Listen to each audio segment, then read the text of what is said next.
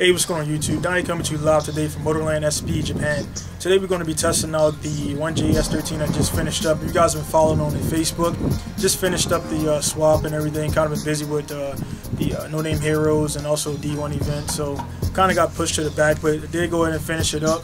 Pretty fun swap, as I had the JZ81 to take all the parts from. The car, as you can see right now, just a basic S13. Just did a few stiffening mods here and there. They added everything from the JZ81, from the full harness down to the radiator and everything. So it's pretty much a JZX inside of S13. It's a good complementary car to my Sylvia RB26 that'll be finished soon, and it's just a practice car.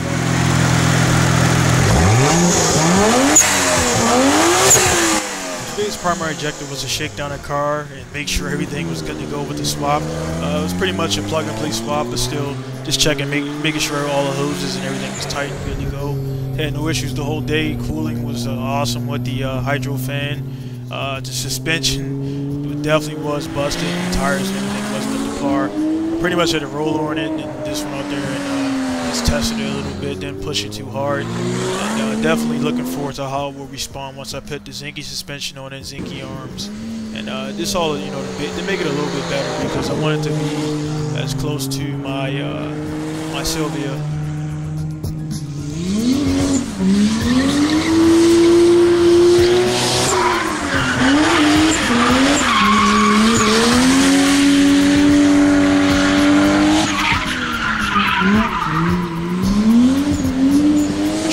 Coming up right here is I have Masanori, who's the Motorland SP Ace, 22 years old, and Team Orange member and everything like that. So he's actually looking at himself doing an RB or JZ swap.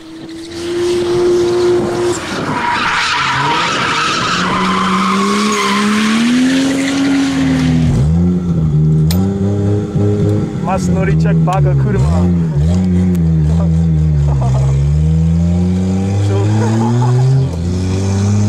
Front tire, no grip.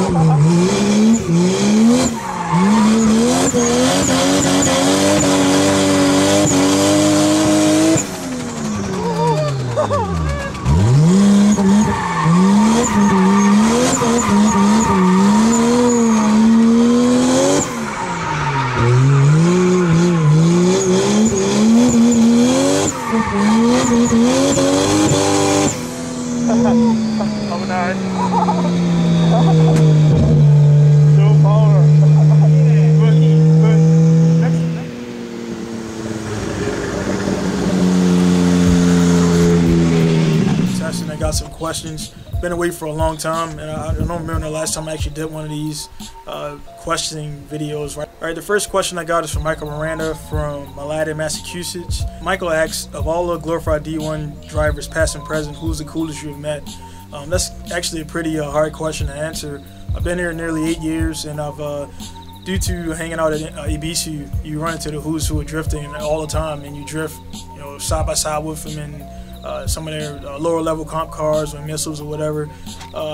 So I've met, I'm not going to name all the people I met, but I met a lot of drifters, like I say, by way of Matsuri, Tokyo Auto Salon, and just traveling around Japan and being in the actual drift environment. The drifting environment, just like in the States or Europe, wherever you're at, once you're in a circle, it's a pretty small circle, so you'll see the same faces over and over. But I will point out one of the coolest aspects I've seen personally is Daigo Saito. I met Daigo a few times. Couldn't really talk to him because my Nihongo is lacking. But the coolest thing about Daigo is everybody knows what Daigo's done in a drift competition drift world. But the thing about what a lot of you guys don't see is when Daigo's back in Japan, he hangs out at Matsuri, he drifts with anybody. I think before the last round of Atlanta or something like that, you know, the day before, 2 days before the event, he's at Matsuri banging around in a JZX 90 missile, just having fun, man. And that's the thing you got to admire. And also for everybody out there that's doing it, you know, just take a step back and, you know, kind of put your ego to the side. We all drifters, we all do the same thing. And, you know, I mean, if you're on the top of the drift world and you can be cool about how you carry yourself, you know, definitely everybody else can do the same thing. All right, the next question I got is from Tony Rich from Albany, Indiana. Tony has actually asked 2 questions. The first question he asked was, have I ever tried to drift automatic? I did attempt to drift in automatic before. It wasn't really fun, you know, trying to do the e-brake while the transmission is going and everything. Some of the guys down south in Japan actually have like automatic setups. It's like a group of like chasers or 4-door cars, and they all drift. They're all automatic, and they got like this special e-brake that kind of, when they pull it, it kind of throws it in neutral and then throws it back in drive. So it's more work than it is, and I just prefer manual. So I would never personally buy automatic to drift it. On a home stretch MSP, some guys are drifting while others are gaining speed. Is it lack of skill or choice? What he's talking about right here is the first corner of MSP entry when you're doing a competition or the wall run. It took me about a year, honestly, in between deployments to build up the courage actually to drift near the wall, full speed, all the way down 3rd gear. And some guys you have to build up to it, so when you get to a new track, you actually drift the track in sections first, and then you put everything together.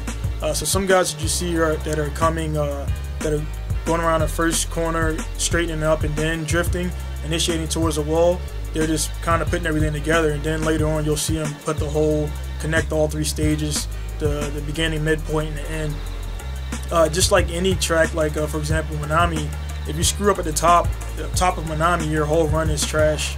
And if you're doing comp drifting, and also you gotta look at a lot of drifters. Some guys are not in the comps. I just started doing comps like 3 years ago. I like freestyle drifting more. It's just more fun with your buddies. But here at MSP, you don't really get points for getting near the wall. You got to come out to the judging stand, like fly out, push out to get those points, which is something I have to work on consistently to get better points. So you'll see some guys take a line to put themselves closer to the wall at the final apex before the judging stand, or they'll be further out. But all you have to do is get out to the judging stand and follow the basic line. All right, thanks for the question, Tony. Nate Caldwell of Mooresville, Indiana. He asked, are there any good street or mountain roads near you that you can drift without being hassled by police or keisatsu? There are a lot of mountains. You know, Japan is full of, it could be a straight road, but they just make a zigzag and you follow it.